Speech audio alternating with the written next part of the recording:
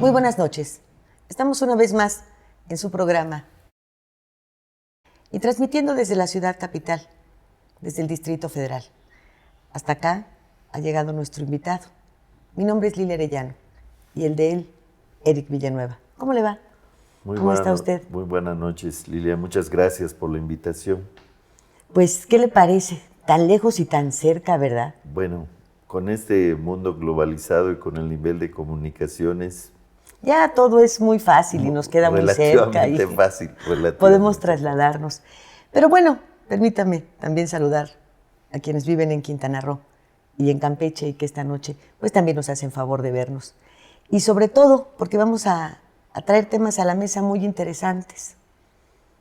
Yo creo que en la península, muy pocos, y si acaso serán los que han llegado pues un par de años atrás, no saben quién es usted. Eric Villanueva es diputado federal, pertenece al Partido de la Revolución Democrática, pero también ha ocupado diversos cargos públicos dentro del gobierno yucateco.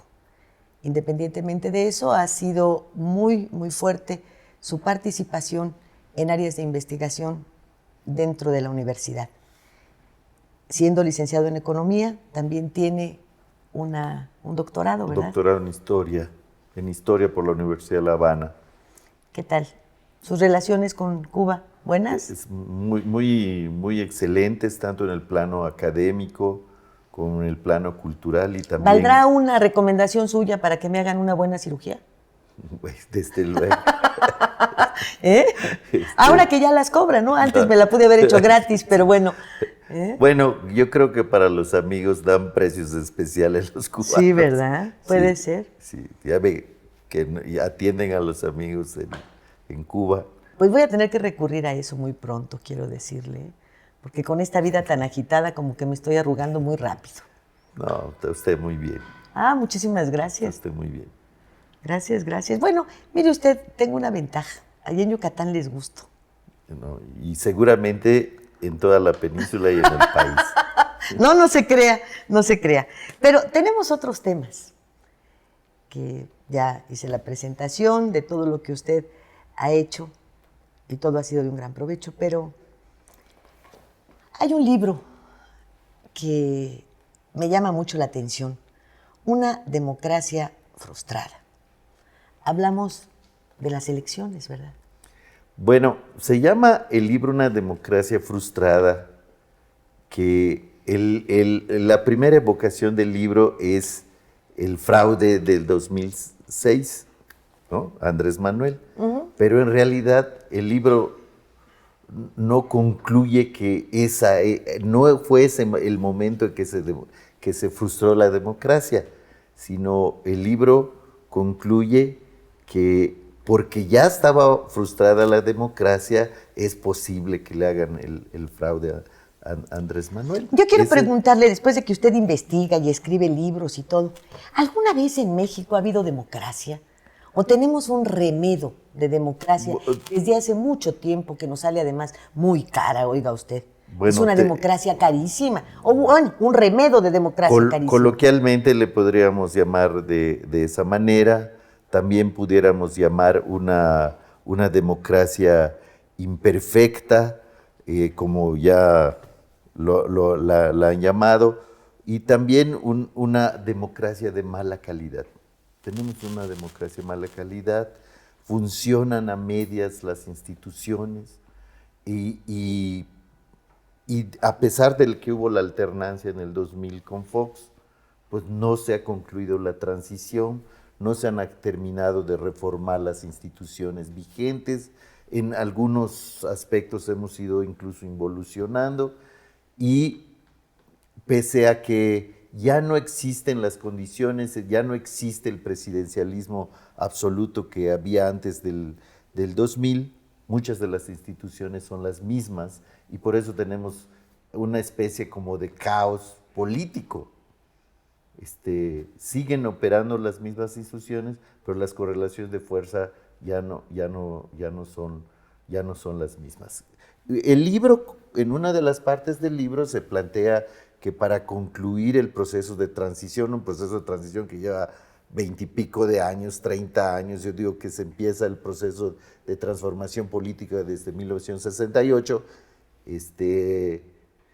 tendríamos que reformar el régimen político. Y a eso le han dado la vuelta todos los políticos, todos los partidos y muchos personajes, incluidos de la izquierda, añoran en ganar la presidencia y desde allí transformar el país. Eso ya no se puede. Eso ya no se puede. Nunca va a llegar el presidente bueno y el país tiene que apostarle a la construcción de instituciones democráticas. Sea quien sea el presidente, haya instituciones democráticas que permitan contrapesos y que permitan el respeto de los derechos, el respeto de la legalidad, la certeza en muchos de los aspectos políticos, pero económicos, judiciales. Eso son lo que debemos de apostar y eso solo se va a hacer con un cambio de régimen político. Yo le apuesto, propongo que debe ser un régimen semipresidencial. Pero todos le sacan la vuelta, no quieren tocar ese tema, proponen reformas que aparentemente son muy importantes, pero que no tocan el régimen presidencial. Ya en la reforma política, la cuestión de la segunda vuelta, todas estas cuestiones no tocan el régimen presidencial, son pequeños remedos al régimen, ahora sí que remedos, y no van a la profundidad. El tema central debe ser la reforma del régimen político. Hay una situación aquí, en lo que usted acaba de comentar, que se contradice en lo presente y que se contradice para el futuro. Usted me dice, ya no tenemos el presidencialismo de antes. Y en esos momentos mi mente me lleva a recordar las últimas acciones de Felipe Calderón. Y el presidencialismo está más que vigente, pero más que vigente. Y no me puede usted decir que no, porque, bueno, tenemos reformas que han aprobado todos los partidos, incluyendo los de oposición, y una fracción del suyo, que no hace sino respaldar el presidencialismo. Tenemos la reunión de Chapultepec, que es una muestra del presidencialismo de lo más brutal que puede haber. Tenemos en las acciones que se emprenden en esta llamada guerra contra el narcotráfico una terquedad presidencialista brutal, como también se vive, y usted como licenciado en economía lo sabe bien, en el terreno de las finanzas públicas, de la designación de los recursos, del presupuesto, de su elaboración. Es un presidencialismo absoluto. Es tan o más aplastante que el del partido único, porque el del partido único no podría usted esperar otra cosa. Pero ahora que tiene fracciones parlamentarias que en su mayoría pueden hacer oposición y que siga ocurriendo lo mismo, bueno, eso sí que ya es absurdo. Bueno, el presidente de México todavía conserva una gran cantidad de poderes, pero eso no quiere decir que en muchos aspectos sea disfuncional. Por ejemplo, en el régimen de partido único, jamás hubiera salido el presidente por los medios de comunicación a decir que se debe de convocar a un periodo extraordinario. Eso sencillamente hubiese ocurrido sin anunciarse, pero eso es obvio que la correlación de fuerzas, en este caso entre el Ejecutivo y el Legislativo, no es como era antes, totalmente dependiente. Pero ¿y eso aterrizándolo a la ciudadanía qué? No, ¿Qué? Por eso la ciudadanía se queja de la imperfección, del poco funcionamiento, de la pobreza, de la inexistencia, digámoslo diría así, yo. el ciudadano común se pregunta, bueno, ¿y de qué sirvió la alternancia si eso no nos ha llevado a mejorar la calidad de nuestra democracia y sobre todo a mejorar la calidad de vida? Claro. Ese es el... Pero mientras siga este juego en el que se mantiene el régimen presidencial, sin los poderes que tenía el otro presidente, el presidente del viejo régimen, porque ya no los tiene, ya no tiene el control, por ejemplo, de los medios de comunicación. Controla una parte, pero ya no como era antes. Antes ya no se me ocurre, por ejemplo, no sé, en la época de todavía a Zedillo ya se le empezaron a escapar las cosas, pero no se me ocurre con Salinas y mucho menos antes, No, que sí, un cómo no. gobernador... Recuerde usted que a Miguel de la Madrid se le hicieron unas caricaturas verdaderamente terribles. Además, el ingenio del mexicano, que es lo que yo tanto añoro, esos chistes hacia Díaz Ordaz, por ejemplo, Pues, ¿no? Ya no se dan. De Díaz Ordaz había un chiste nuevo diario. Ya no. Creo no, que ya no se sí tienen hay chistes, fuerza. Sí ¿no? hay, pero no son Híjole, en la misma sí. cantidad. Le dicen al presidente infinidad. A Miguel de la Madrid se le calificó de gris, Sí, de oscuro, y se de le otras hizo cosas públicamente, también, ¿no? y de otras cosas también. Pero Bueno, bueno, a Salinas, la hormiga atómica. sí, o sea, siempre esa manifestación del mexicano ha sido una tradición política. Bueno, pero la La democracia debería sátira empezar en los partidos. Y no hay en los partidos esa democracia. también. Hay el dedazo. eso No lo hay en ningún partido político, ¿eh? En ninguno. Por eso digo que hay que cambiar el régimen político, porque tiene que ser una reforma integral del sistema político mexicano. Porque De otra manera, puros remiendos. así es, y nadie se atreve a hacer una reforma completa porque dice, bueno, nosotros cambiamos nuestra forma de ser y eso ya no opera en frente, no nos los toman en serio en frente. Entonces tiene que ser una reforma integral del sistema político que incluye una reforma al régimen de partidos y una reforma a los partidos políticos. Eso tiene que ser de esa manera. Esos son los temas que toca el libro. Oiga, me lo va usted a regalar, ¿no? Todos se los dejo a usted. ¿Todos me los va a regalar? Todos. Ay, caray. Bueno, ya tengo. Y no, Mire, quiero ver este de Así tomamos las tierras, en Nequén de Haciendas de Yucatán durante el Porfiriato. Yo no sé por qué presiento que cuando lea este libro me voy a encontrar a familias actuales. Todos los ricos de entonces siguen siendo los ricos de ahora. En el algunos mismo ya número. venidos a menos, ¿no? No, pero surgieron otros, pero el número es el mismo. Eso O sea, sí. Si eran, o sea, si eran 5, siguen siendo 5, si no, eran 10. y probablemente son 10. es mayor la concentración de la riqueza ahora. Así es. Salvo en el caso de los narcos, que es Eso es otra cosa, ¿verdad? Pero estos del Porfiriato, ahí siguen, ¿eh? Así es. Sí me voy a topar con eso, ¿verdad? Me voy a Con encontrar ese- eso. ¿Sí? Bueno, ¿me acompaña al corte? Con mucho gusto. Porque yo no sé si en el Porfiriato, bueno, no había televisión, No, bien. pero aquellos periódicos tenían algunos anuncios, ¿verdad? Hoy Así también. es. No nos tardamos, enseguida volvemos. Gracias.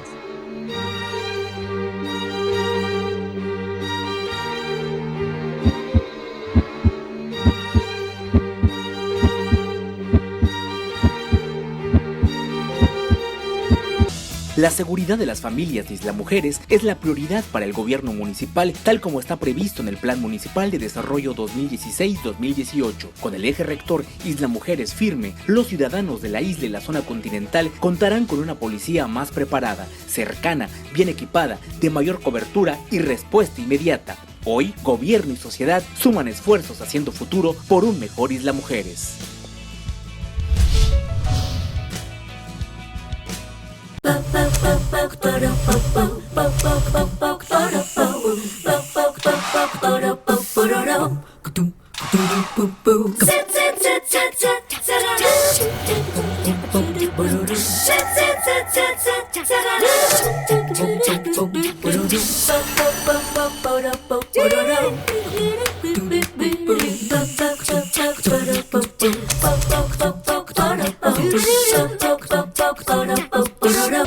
Gracias a los esfuerzos del gobierno de Isla Mujeres, Administración 2016-2018, Playa Centro en Isla Mujeres cuenta con el distintivo Blue Flag. Dicho certificado es entregado por la Fundación Europea de Educación Ambiental a las playas y marinas que cumplen criterios establecidos de calidad, seguridad, educación e información ambiental.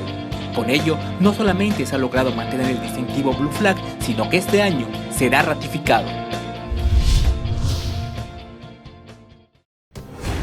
Las cosas que queremos, los proyectos que empiezan, las ilusiones concretadas, necesitan una asesoría legal y una base concreta.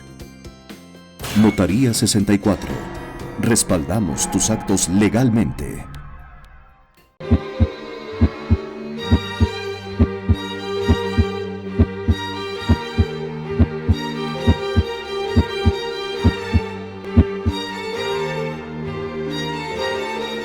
Y bien, ya estamos aquí de regreso con el diputado Eric Villanueva en este su programa.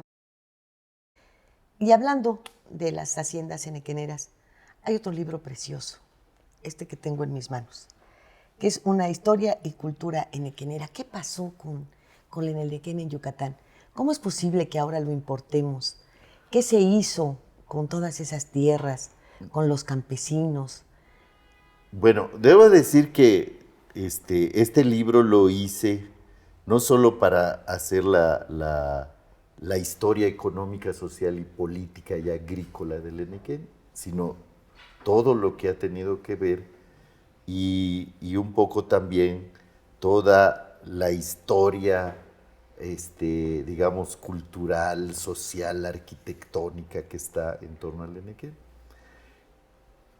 Es muy interesante la pregunta, ¿qué ha pasado con el Enequén? Sobre todo cuando el Enequén, a finales del Porfiriato y principios del periodo revolucionario, 1917, que es el punto culminante de la producción enequenera, estamos hablando de una producción de 200,000 toneladas, digo bien, 200,000 toneladas y 400,000 hectáreas sembradas. Y el Enequén era el segundo producto de exportación solo después de la caña de azúcar en México. Ni siquiera el petróleo les llegaba a estos dos productos.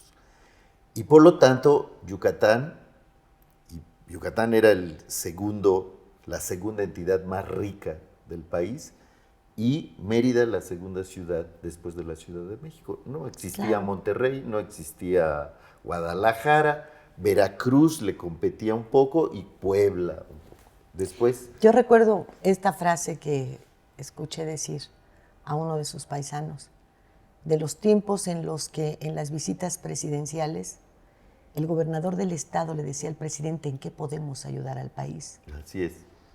Hoy las cosas han cambiado tanto. Los hacendados y la actividad enequenera financiaron con una buena cantidad de recursos. Unos dicen que 8 millones. De aquella época. De aquella época le dieron a los constitucionalistas para financiar a esa fracción de la revolución, cuando era gobernador Alvarado, ¿no? Había recursos, y de hecho los hacendados tenían muchísimos recursos, muchísimas relaciones, y que los llevó a cometer asesinatos como el de Carrillo Puerto, que pues fue el primer gobernador socialista del país, de América Latina, y no digo del mundo, porque ya Rusia era socialista, pero que tenía una connotación muy, muy importante. ¿Qué ocurrió?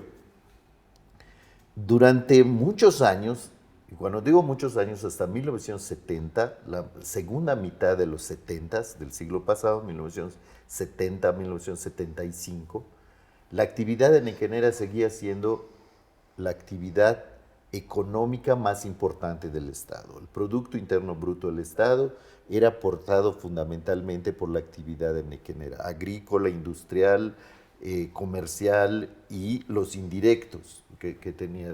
Y era la base económica de toda la cuestión de los servicios, y de la producción industrial manufacturera de bienes y servicios para todo. Hasta 1975 sigue siendo. Pero en ese momento convergen varios factores que los hace entrar en crisis. Uno, aparece la competencia de los hilos sintéticos productos del petróleo, que en ese momento se abarata bastante el petróleo, aunque hay momentos que tiene aumentos muy importantes, pero que en general es un periodo en el que el petróleo es muy barato, los hilos sintéticos, los plásticos en general son muy baratos y tienden a sustituir a las fibras naturales. Y el otro gran asunto que ocurre es que mientras de 1880 se inventa la máquina gavilladora que usa hilos agrícolas para amarrar el heno, el pasto, las segadoras, ¿no?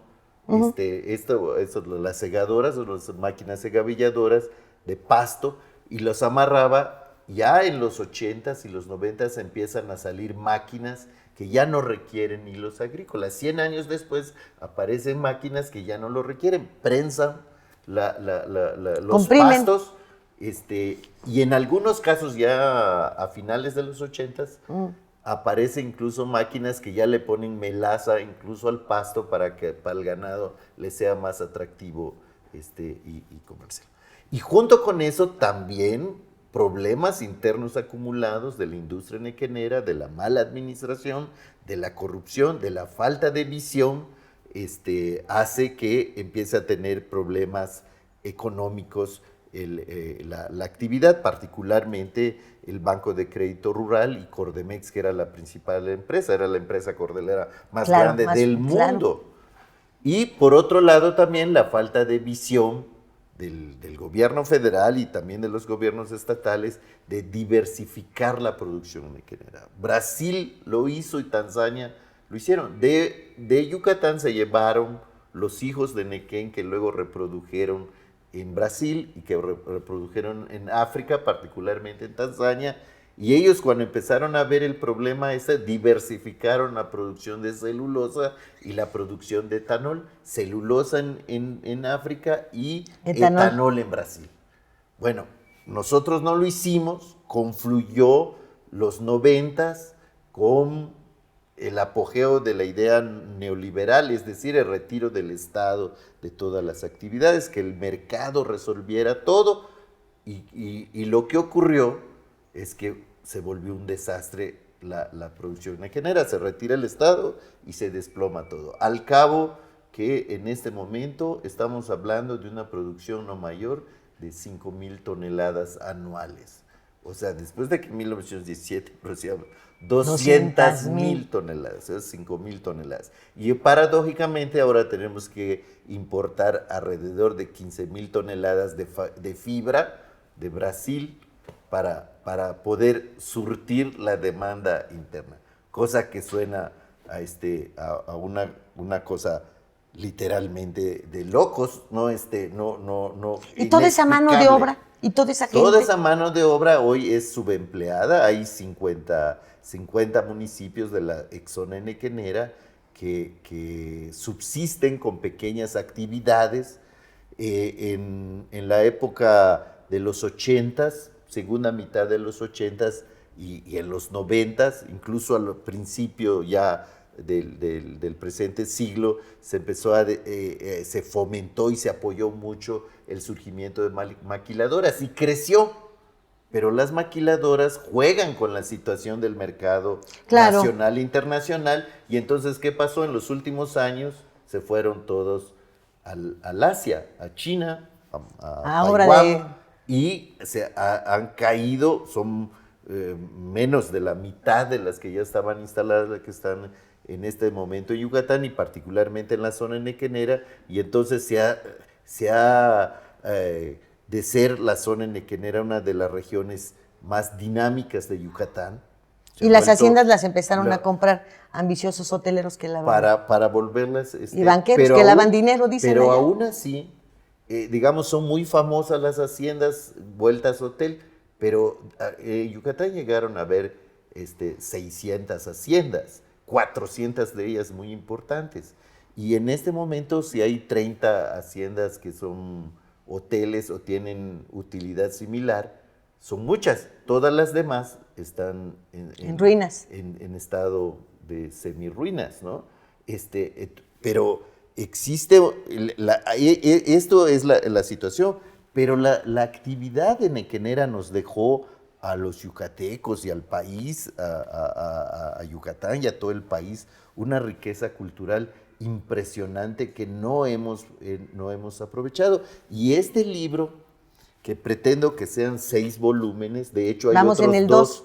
Hay otros 2 ya ¿En proceso? En imprenta, ya están en la imprenta. Yo espero que como en unos 2 meses. Me los vas a regalar también, desde ¿verdad? luego. Tiene por objetivo rescatar todo ese bagaje cultural, no solo la cuestión económica, sino y este volumen y este, que es el primer tomo, los 2 volúmenes, tienen 350 ilustraciones que tiene que ver con todas las transformaciones que ha habido y que yo me di a la tarea de rescatar. No exagero, no soy muy grande, pero no exagero cuando digo que en los últimos 30 años, los documentos incluidos, y además no solo en Yucatán, sino yo hice una labor de investigación acá en la Ciudad de México, en las librerías de viejo y también en los puestos de revistas viejas. Claro. Fueron muchas horas, muchos días, pero los he disfrutado como no. Enormemente. Antes de concluir este programa, que espero que sea el primero de muchos que tengamos para hablar de estos temas tan interesantes y de otros más, quiero hacerle una pregunta. ¿Por qué no ha sido usted candidato a gobernador y en su partido se decidieron por un cómico?